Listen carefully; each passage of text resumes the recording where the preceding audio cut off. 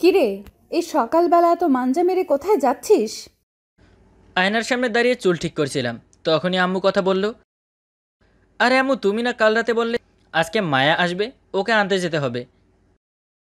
বুঝলাম, মায়াকে আনতে যাবি।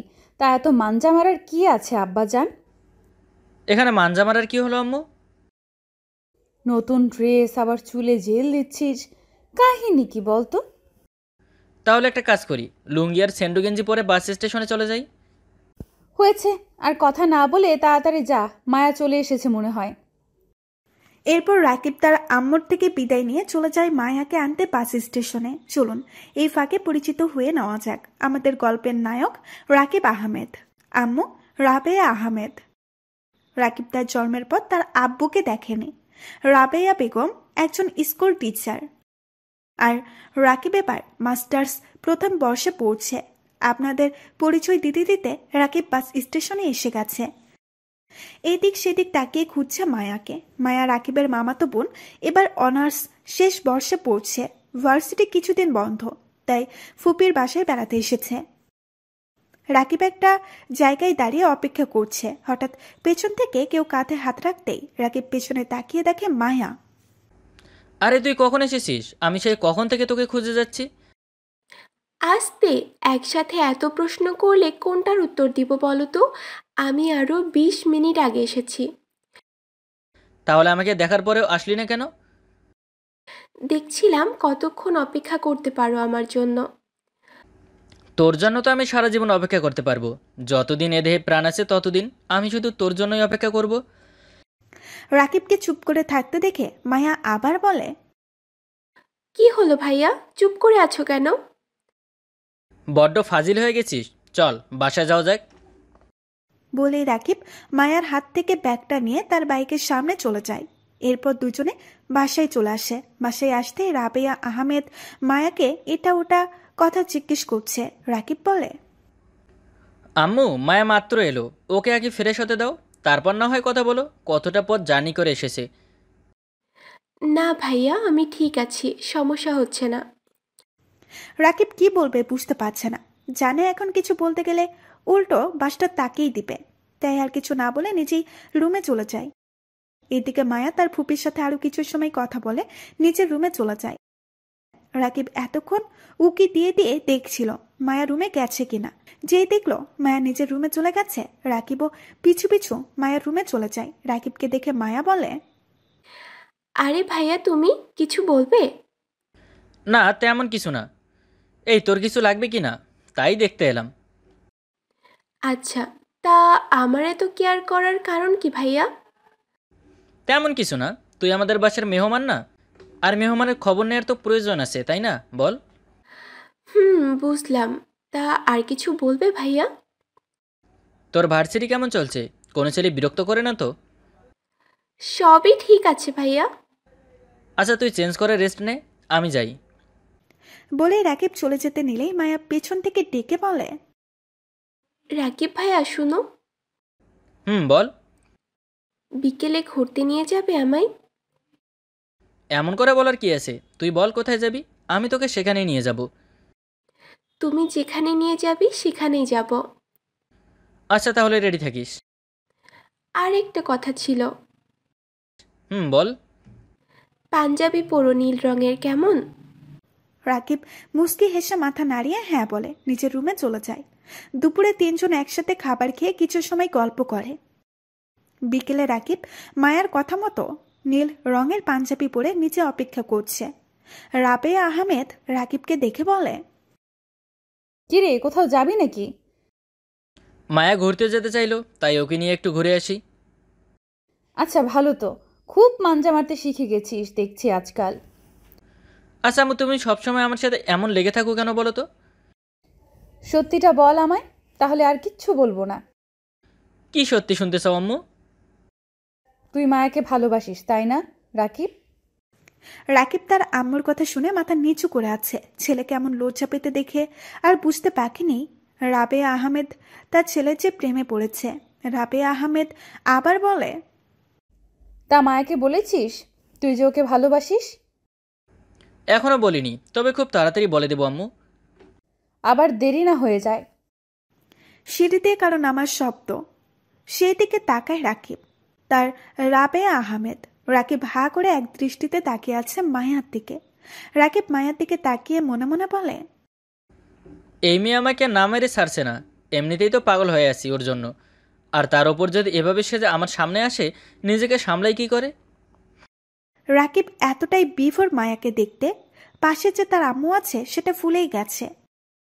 রাবেয়া আহমেদ ছেলেকে এমন করে তাকিয়ে থাকতে দেখে মুখ টিপে হাসতে হাসতে সেখান থেকে চলে যায়। মায়া রাকিবের সামনে এসে তুড়ি বাজিয়ে বলে, কি ভাইয়া, এমন করে কি দেখছো? চোখের পলকই পড়ছে না? আমি আনমনে বলে উঠি, তোকে দেখছি, ঠিক নীলপরির মতো লাগছে তোকে আজকে। কি বললে? রাকিব মায়ার কথায় বাস্তবে ফিরে। একটু আগে সে কি বলেছে আনমনে মনে মনে বলছে, ইস, মায়া মনে হয় সব বুঝে ফেলেছে। বুঝলে তো ভালো, আর কষ্ট করে বলতে হবে না। কিন্তু পাগলিটা কি বুঝে, নাকি বুঝতে চায় না আমি ওকে ভালোবাসি? রাকিবকে চুপ করে থাকতে দেখে মায়া আবার বলে, এখানেই দাঁড়িয়ে থাকবে না আমায় নিয়ে ঘুরতেও যাবে? আর হ্যাঁ, চলো।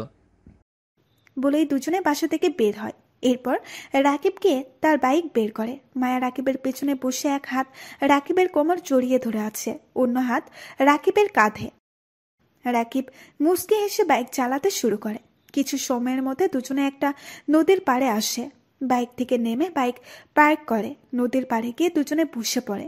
মায়া বলে, এখানে নিয়ে আসলে কেন ভাইয়া? কেন, তোর পছন্দ হয়নি? হয়েছে তো। খুব সুন্দর আর রোমান্টিক পরিবেশ। এখানেই সাধারণত কাপলেরা আসে মনে হয়, তাই জানতে চাইলাম এখানে কেন আনলে। এই জায়গায় আমার খুব পছন্দ, জানিস। যখনই মন খারাপ হয় তখনই আমি এখানে চলে আসি। নদীর এই বিশাল আকারের ঢেউ, আশেপাশে গাছে থাকা পাখিদের কিচিরমিচির শব্দ শুনে মনটা মুহূর্তে আনন্দে নেচে ওঠে। মায়া মুগ্ধ নয়নে তাকিয়ে রাকিবকে দেখছে আর মন দিয়ে কথাগুলো শুনছে। মায়া বলে, সত্যি জায়গাটা অনেক সুন্দর, মন ভালো হওয়ার মতোই। আর আমার পছন্দের জায়গা তো তোকে দেখাতেই হবে, তাই না, বল? কেন? তোমার পছন্দের জায়গা আমাকে কেন দেখাতে হবে? এসব বাদ দে, তোর বয়ফ্রেন্ড কয়টা? হবে 4-5টার মতো। কি, 4-5টা বয়ফ্রেন্ড তোর? আরে দূর, মজা করছিলাম। এসব প্রেম ভালোবাসায় আমি নেই। তোমার গার্লফ্রেন্ড আছে কিনা সেটা বলো। আছে আবার নেই? আছে আবার নেই মানে কি ভাইয়া? মানে আমি এখন তাকে একতরফা ভালোবাসি, তাকে কখনো বলা হয়নি ভালোবাসি। বলে দিলেই তো পারো, তাহলে হয়তো তোমার ভালোবাসাটা পূর্ণ হয়ে যেত। বলে অন্য পাশে তাকিয়ে চোখের পানি মুছে নেয়। রাকিব কাউকে ভালোবাসে কথা শুনে বুকের ভেতরে এক চিলতে মেঘ এসে বাঁধে মুহূর্তেই। কারণ মায়াও সেই ছোট্ট থেকে রাকিবকে ভালোবাসে, তবে সাহস হয়নি কখনো বলার। রাকিব মায়াকে বলে, ভয় করে যদি না বলে দেয়, আর আমার প্রথম ভালোবাসা অপূর্ণ থেকে যায়। তোমার ভালোবাসা যদি সত্যি হয়, সেই মেয়েটাও বাধ্য হবে তোমাকে ভালোবাসতে, বুঝলে? বুকের ভেতর পাহাড় সমান যন্ত্রণা রেখে কথাটা বলল মায়া। তাহলে কিভাবে বলবো তাকে, একটু বলে দে না প্লিজ। আমি কি করে বলবো? আমি কি কখনো কারোর সাথে প্রেম করেছি নাকি? আচ্ছা তাহলে তুই একটু দাঁড়া, আমি তোর সাথে প্র্যাকটিস করে পরে আমি ওকে বলবো, কি বলিস? আমি পারবো না, বাসায় যাব, মাথা ব্যথা করছে। বলেই মায়া হাঁটতে গেলে আমি মায়ের সামনে গিয়ে হাঁটু ভাঁজ করে বসে পড়ি। এটা দেখে তো মায়ের রীতিমতো অবাক। মায়া কিছু বলতে যাবে, তার আগেই আমি বলতে শুরু করি, ওগো মোর মায়াবতী। কি মায়া জানো বলো, কি মায়া জানো? তোমার মায়ায় মায়াবিনী কেন এত এত ভালো লাগে? এত রূপ দেখে তোমার পৃথিবীর হয় বেহুশ, আমি দেখে মাতাল হলে কেন হবে দোষ? মায়া, আজ থেকে 6 বছর আগে আমি যখন তোদের বাসায় যাই আর তোকে দেখি, সেদিন থেকে আমার মনে প্রাণে আমার সব কিছু জুড়ে শুধু তুই আর তুই। আমি জানি তুইও আমায় ভালোবাসিস, তবে বলতে পারছিস না। আজ তোর চোখের পানি বলে দিয়েছে তুই আমায় কতটা ভালোবাসিস। I love you Maya, will you marry me? রাকিবের কথা শুনে মায়ের চোখ থেকে পানি পড়ছে। মায়ার চোখ বন্ধ করে বড় করে একটা নিঃশ্বাস নিয়ে রাকিবের সামনে বসে। রাকিবের কপালে একটা চুমু দিয়ে কপালে কপাল ঠেকিয়ে বলে, বুদ্ধু হাদারাম, তুমি বোঝো না কেন আমায়? আমি সেই 6 বছর আগে তোমাকে দেখে ফিদা হয়ে গেছিলাম। আর আমার মন জুড়ে সেদিন থেকে শুধু তোমারই বসবাস। I love you too and yes I will marry you. বলেই একে অপরকে জড়িয়ে ধরে কান্না করে দেয়। বেশ কিছু সময় দুজনে একসাথে ঘোরাঘুরি করে বাসায় চলে আসে। রাতের খাবার খেয়ে রাকিব সাথে বসে গান করছে আর মায়া রাবেয়া আহমেদের সাথে বসে গল্প করছে। এটা রাকিবের রোজগার কাজ, রাতের সাথে বসে বসে একা একা গান করা। পাথরের পৃথিবীতে কাছের হৃদয় ভেঙে যায়, যাক, ভয় করি না, তবুও প্রেমের তো শেষ হবে না। বাকিটা নিজ দায়িত্বে শুনে নিবেন। রাকিবের গান শুনে মায়ার সাথে চলে এসেছে। রাকিব এতটাই গানে হারিয়ে গিয়েছিল, মায়া কখন তার পাশে এসে বসে আছে বুঝতেই পারেনি। মায়া রাকিবের বুকে মাথা রাখতেই রাকিব চোখ খুলে দেখে মায়া তার বুকে মাথা রেখে তাকে জড়িয়ে ধরে আছে। রাকিবও গিটারটা পাশে রেখে দু হাতে মায়াকে শক্ত করে জড়িয়ে ধরে বলে, কখন এসেছো তুমি? সেই কখন, তুমি যখন থেকে গান গাইছিলে। খুব ভালো গান গাইতে তুমি। ওই আর কি, মাঝে মাঝে একটু মজা করি। আমরা কবে বিয়ে করব রাকিব ভাই? আগে ভাই বলা তো বন্ধ কর, তারপর বিয়ে। তুমিও তো আমায় তুই করে বলো। আচ্ছা, এখন থেকে তুমি করে বলবো, কেমন? এখন একটা চুমু দে তো। ইস, একটু লজ্জা শরম নেই তোমার, তাই না? লজ্জা আছে তো, এখন বেড়াতে গেছে তাই লজ্জা নেই। এখন দাও একটা চুমু। এরপর মায়া রাকিবের চোখের উপরে হাত রেখে দু গালে চুমু দেয়। রাকিব মুচকে হাসে। এভাবে আরো কিছু সময় দুজনে গল্প করে, যে যার রুমে গিয়ে শুয়ে পড়ে। পরের দিন সকালে মায়া ঘুমের মধ্যে অনুভব করে কেউ তার মাথায় হাত বুলিয়ে দিচ্ছে আর মাঝে মাঝে কপালে গালে চুমু দিচ্ছে। মায়ার আর বুঝতে বাকি নেই স্পর্শটা কার। এটা রাকিব ছাড়া আর কেউ না। মায়া ঘুমের অভিনয় করে শুয়ে আছে। রাকিব আবার যখন গালে চুমু দিতে চায়, মায়া একটু ঘুরতেই চার ঠোঁট চোরা লেগে যায়। রাকিব ছুটতে গেলে মায়া রাকিবকে জড়িয়ে ধরে। রাকিবের আর বুঝতে বাকি নেই এতটা সময় জেগেই ছিল। একটু পর মায়া রাকিবকে ছাড়তেই রাকিব নিঃশ্বাস নিচ্ছে আর বলছে, তুমি এত সময় জেগেছিলে? লুকিয়ে লুকিয়ে তুমি আদর করতে পারবে আর আমি আদর নিতে পারবো না? ওরে দুষ্টু, দাঁড়াও দেখাচ্ছি তোমায়। বলেই রাকিব মায়ের উপরে উঠে এক হাত মায়ার কোমর জড়িয়ে ধরে, আরেক হাতে বুড়ো আঙুল দিয়ে মায়ার ঠোঁট স্লাইড করছে। মায়ের পুরো শরীর 440 ভোল্টের বিদ্যুৎ বয়ে যাচ্ছে। পুরো শরীর শীতল হয়ে গেছে রাকিবের ছোঁয়াতে। রাকিব খেয়াল করে মায়ের চোখ থেকে পানি ঝরছে। রাকিবের এত সময় হুঁশ ছিল না। কি করছে এটা সে? রাকিব মায়ার উপর থেকে উঠে বলে, সরি মায়া, আমার এমন কিছু ইন্টেনশন ছিল না, প্লিজ তুমি রাগ করো না, আমি সত্যি কিছু করতে চাইনি। মায়া কিছু না বলে উঠে সোজা ওয়াশরুমে চলে যায়। রাকিব সেখানে দাঁড়িয়ে মাথা নিচু করে কিছু সময় দাঁড়িয়ে থাকে। একটু পর মায়া রুম থেকে বের হয়ে নিচে রুমে এসে মাথায় হাত দিয়ে বিছানায় বসে পড়ে আর মনে মনে ভাবে, এটা কি আমি ঠিক করলাম? কি ভাবছে মায়া আমার সম্পর্কে? এতগুলো বছর আমি মায়ের জন্য অপেক্ষা করেছি, শুধু ওর একটু ভালোবাসা পাওয়ার জন্য। আর কাল যখন মায়া আমাকে ভালোবাসি বলে বুকে জড়িয়ে নিল, আজ আমি সব নিজ হাতে নষ্ট করে দিলাম। এটা আমি কেন করলাম? কেন? এমন আরো অনেক কথা বিড়বিড় করতে থাকে। একটু পর নিচ থেকে রাবেয়া বেগম ডাকতে থাকে, রাকিব, মায়া কই রে? তোরা আয়, খাবার খাবি না? আচ্ছা আচ্ছা আম্মু। নিজেকে সামলে নিয়ে চোখের পানি মুছে রুম থেকে বের হতে মায়ার সাথে ধাক্কা খায়। রাকিব সরি বলে মাথা নিচু করে সেখান থেকে নিচে চলে যায়। এরপর তিনজন একসাথে খাবার খেয়ে নেয়। রাকিব মাথা নিচু করে খাচ্ছে। এটা দেখে রাবেয়া আহমেদ বলে, আজ সূর্য কি ভুল করে দক্ষিণ দিক থেকে উঠলো নাকি?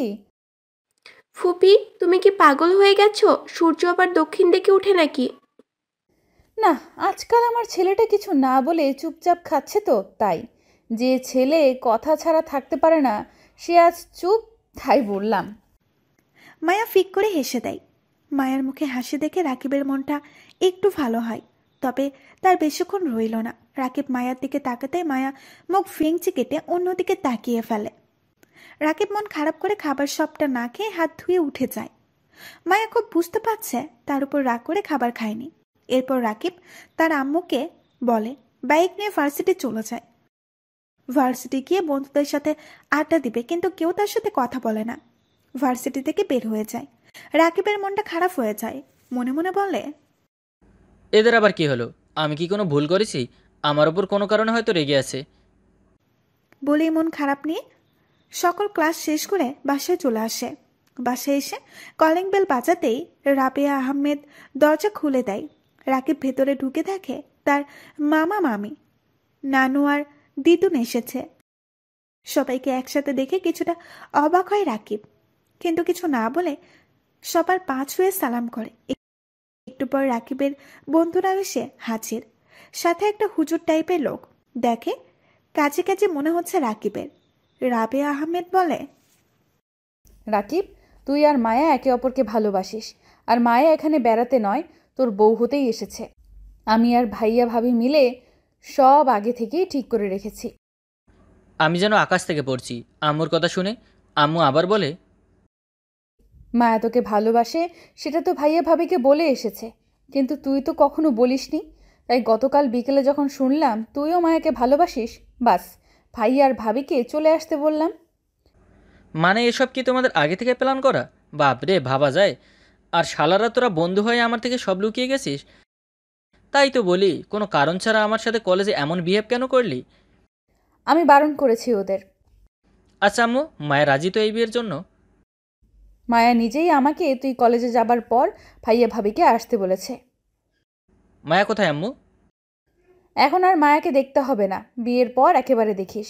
কাজী সাহেব, আপনি কাজ শুরু করুন, আমি বউকে নিয়ে আসছি। আরে আম্মু, ফ্রেশ হতে দাও তো আগে। চুপচাপ বস ওইখানে। বাস আর কি, রাকিব বাদ্য ছেলের মতো বসে পড়ে। একটু পর রাবেয়া আহমেদ মায়াকে নিয়ে নিচে এলো। কাজী সাহেব বিয়ে পড়াতে শুরু করে। বিয়ের কাজ সম্পন্ন হলে কাজী সাহেব দুজনের জন্য দোয়া করে চলে যায়। রাকিবের বন্ধুরা আগে থেকেই বাসর ঘর সাজিয়ে রেখেছে। রাবেয়া আহমেদ মায়াকে রাকিবের রুমে রেখে চলে আসে। একটু পর রাকিবের বন্ধুরা রাকিবকে তার রুমে নানান রকমের কথা বলে ঢুকিয়ে দিয়ে চলে যায়। রাকিব রুমে ঢুকতেই মায়া এসে রাকিবের পা ছুঁয়ে সালাম করে। রাকিব ধরে তুলে বলে, বিশ্বাস করো মায়া, আমি তখন ইচ্ছে করে অমনটা করিনি। খুব কষ্ট পেয়েছো জানি। কষ্ট পেয়েছি ঠিকই, কারণ কি জানো, আমি আর বাকি 5টা রিলেশনের মতো আমাদের রিলেশনটা অপবিত্র করতে চাইনি।